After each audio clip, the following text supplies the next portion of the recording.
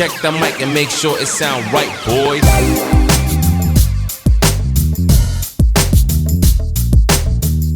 Hey guys, Electron Man. Well, we're out here doing another garage sale find. It's on the Cobra 18WX ST2. So it's a Cobra 18WX, basically ST2. Kind of a cool radio. I picked it up, like I said, at the garage sales. Haven't really tested it out yet. Hopefully I didn't get taken too bad. I don't think I gave too much for it. It's a little bit rough, but I think it can clean up pretty good. It's kind of a cool radio. This has got like LED meter on it. It's got some extra switches on it too. We're gonna have to figure out what they do, but and it didn't come with a mic. But let's go ahead and let me go ahead and hook her up here.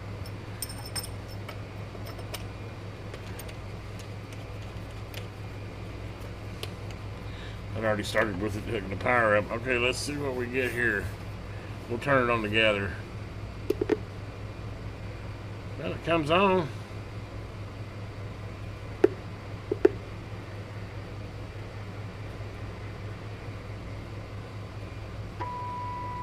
There we go. Hey.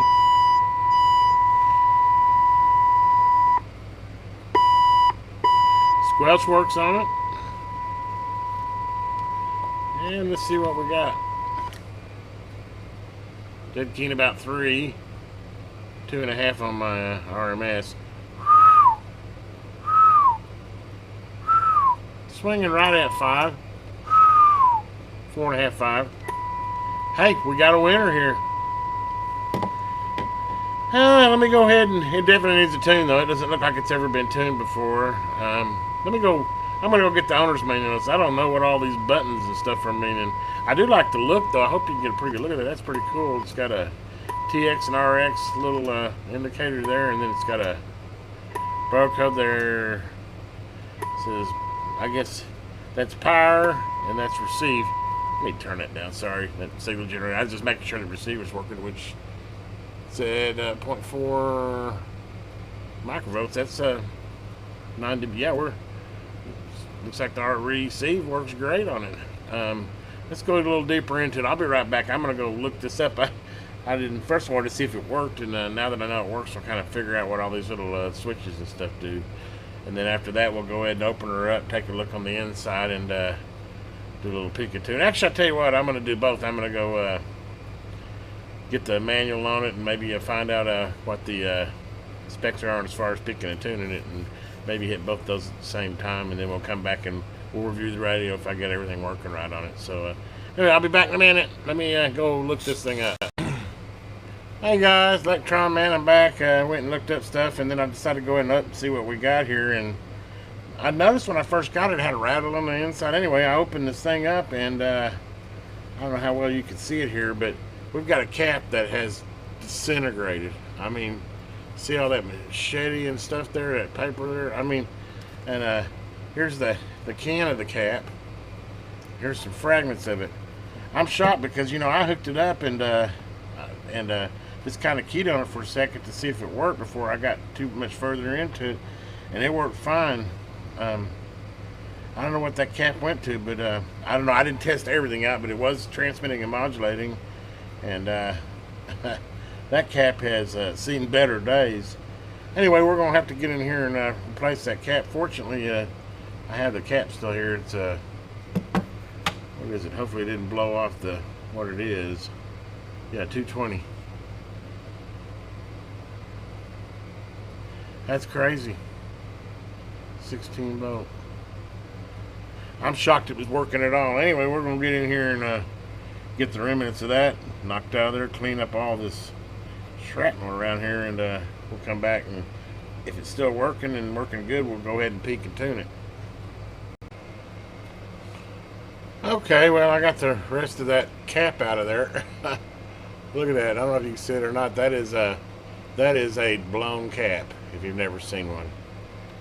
Anyway, I got the new one. I just got it soldered in here. Just getting ready to cut the leads down on her. And hook her back up to power. And strange thing was is that, like y'all, I mean, when I first opened this and powered up for you guys, it powered up just fine.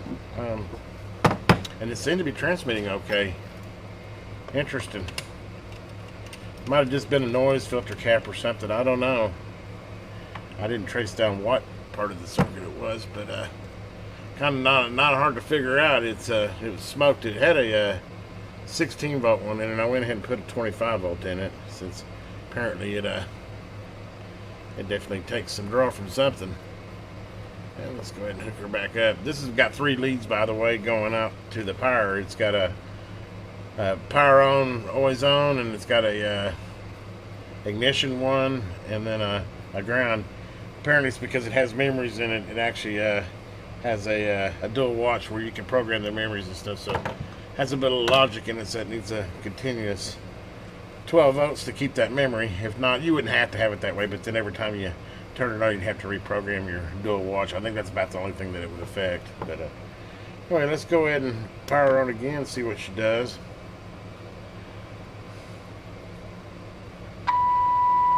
Still receiving good. How's our power look? Yeah, 3.5 swinging, 4.5. Not bad. I think I'll do the old turn the camera around here for you guys when I do my little tune and peek on it. Let me go and get the oscilloscope going too. Let's see what the modulation looks like on the scope.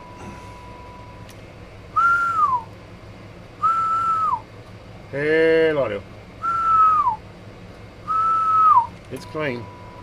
Not oversaturated. Of course, from what I can tell, it looks like it's pretty stock. So, I guess the best thing for me to do is get this set up here. Let me get you turned around here, and I'll get you where you can see the meter when I'm doing my adjusting. Figure that's kind of could be interesting to watch. I got so many wires hanging down here, though. I don't know if I'm gonna be able to get you in a view without wires. Anyway, let me see what I can do. Okay, guys, hopefully that gives you a good view of the meter. It's not my way there either. But here's what the stock me just opening it up and replacing the cap, and I haven't done anything else to it. Here's what it came stock to me as. There's still some hair that needs to be picked out of there, but anyway, here's what it is stock. And about what, 2.5. Hello, audio. Hello, audio. Hello, audio. Just a little bit over 5 watts. Dead key in what? About 2.25. Let's see what the average is. Hello. Hello. And RMS. Okay, let's see what we can do here now. Okay, there's where she was. Let's pick on the power first. See what we can do with it.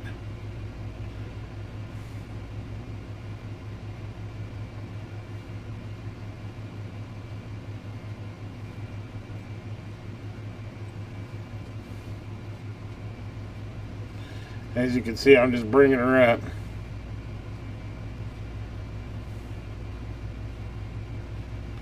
And then when it stops,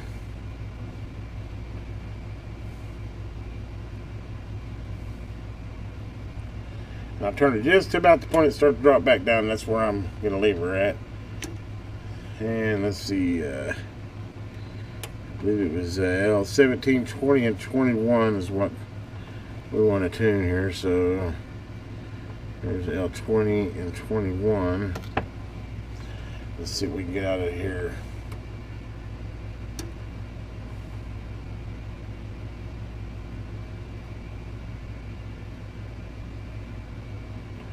Let's see any improvement there.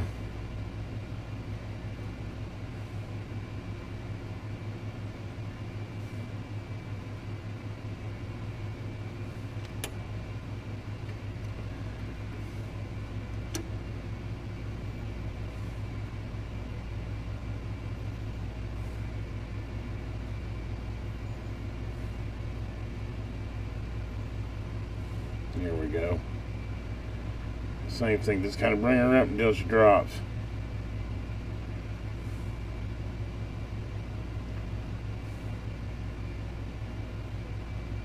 Yep.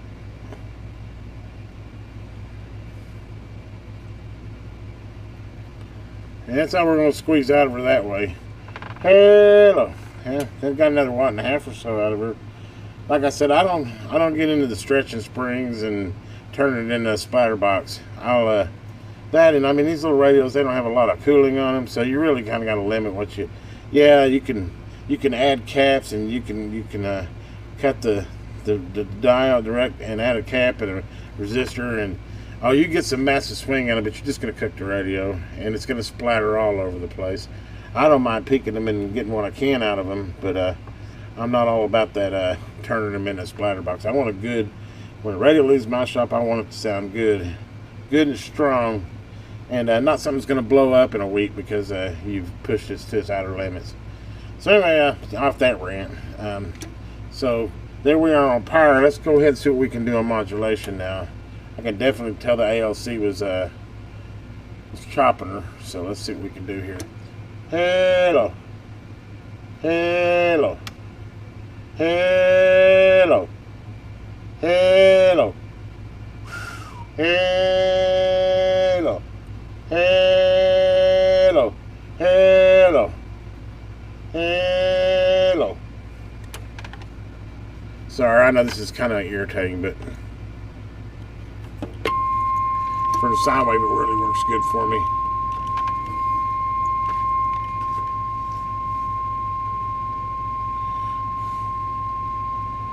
Go ahead, and I wish I could get that up there on the scope too, but basically I'm bringing it to the point of right above just about 100%. I just don't want any distortion. See right there, I'm just at the bitter edge. You know, now I'm starting to see it. Yeah, see, I'm starting to lose it.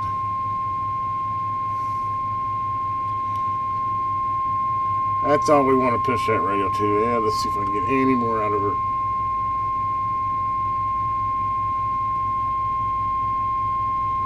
Yeah, that's it. Right there. Okay, well, there we go. We got her, hello. Right a little over 100% modulation to the scope end of the meter. Hello. Hello. Hello. Hello. Hello. You get 7.5, 8 watt radio. Not bad. Hello. Hello. It running amp nice. No splatter. Receive looks good and strong. Cool. Well, let me clean her up. I'm going to clean up the potentiometers on this and go and clean them unless they were a little crackly. And do one over inspection here. Clean up that blown capacitor dust in there a little bit better. And then we'll put it together and then we'll come back and we'll do a final review on it. Okay, hopefully you can see everything. You can see the radio, see the meter behind it. This will be the finishing up this little baby. Not too bad. Got probably about an hour in it between peaking and tuning and doing a repair and replacing that cap. Not bad. Like I said, I picked up a gross at a good price. I think this will sell quick in the shop. It receives really strong on it. And bring it way down here. That's actually that's really good. Yeah, we're a good strong front end on it. We'll go ahead and turn that off. Don't want that noise. Some cool features with it. Of course, you can see dead key to 2.5. Hello, hello, hello. Swinging right at 8 watts. Not bad for a new radio. It's got some cool features I've never had on any other radio. I had to go out and read about it and understand them. But a couple things to mention too is well, you won't hear much. You can hear the receiver there. I don't have it hooked. I have it to dummy low. But actually, what I wanted to show you first is it's got this ST switch, and it's kind of like a DSP. I would say it's not an ANL. It's got a little bit of receive amp, and it cleans it up. I don't know if you can tell that or not, but seems to work pretty good. They got a name for it. I can't remember what it was now, but basically it's an enhancement to the receive signal. We're going to turn that off now, but that's a cool little feature, and it's got a little red LED when it's on and off. It's got a dual watch, and it's a programmable dual watch. So say I want to listen to channel 16. If I hold this, see it's blinking. Okay, I program 16, and then I go over here and say I want to watch 19 or listen to 19 as the other one. Do that. Now then, but hit that dual watch. See, it's gonna. There we go. Pretty cool, huh? And you can do that in any of the 40 channels. So, say you want to listen to 19, maybe skip channel 6 or something. You could have it bouncing back and forth on both of those. So, I think that's a pretty cool little feature. And then I showed you the enhancement of the signal, the receive amplifier, I'll call it, or it's kind of an ALC plus amp, almost a DSP type thing. And then it also has a standard scan on it, so you can just scan off 40. You just set your squelch, and you know it'll catch you something, it's going to stop. It'll keep moving back. It's also got weather. Let me check that out. I didn't even check that out yet, but I'm assuming that works. It's got the CB weather switch here. There you go. Temperature of 72. In Muskogee, it was cloudy with a temperature of 77. Around the region, in the Dallas-Fort Worth area, I love that it's got a front fire speaker. It's the only mobile I know of that I could think I've ever owned that has a front fire speaker. And what a great idea. I mean, they should all have front fire speakers. You don't want them underneath there, Bob. You want them firing at you, which I could definitely tell that makes a difference. And of course, you go back to CB there, and it just goes back to the channel head, and it's got a channel 9 switch, which I don't know what the use of that is. Actually, it looks like it goes through 3. That's kind of cool. So it goes to the last channel, channel 9, channel 19. Go back to that channel. But anyway, that's it. She cleaned up really nice. Like I said, I think this item will sell pretty quick. It's respectable as far as power. Oh, one last thing I can show you is the modulation on it.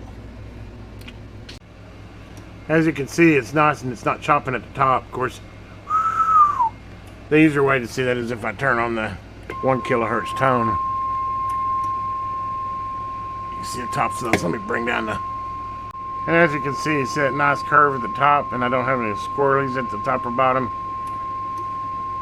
It's a nice wave right there. No splatter in there. I'm just right at the brink. You can see that little bit of a shadow. I'm probably running a little bit, but I want it loud and proud, but I don't want it obnoxious. That's actually perfect right there. Anyway, I'm sorry. I'm back to... I get tired of me generating them tones. Really handy whenever you're aligning a radio or tuning it. Anyway, hopefully you enjoyed this little review and peek and tune and repair on the Cobra 18WX ST2. I've done what I've seen. Anyway, I think it's kind of a cool radio, and I tried to go through all the features. If you like this video, please give it a thumbs up, and if you haven't already, please subscribe to the channel. Guys, have a great day out there. This is Electron Man.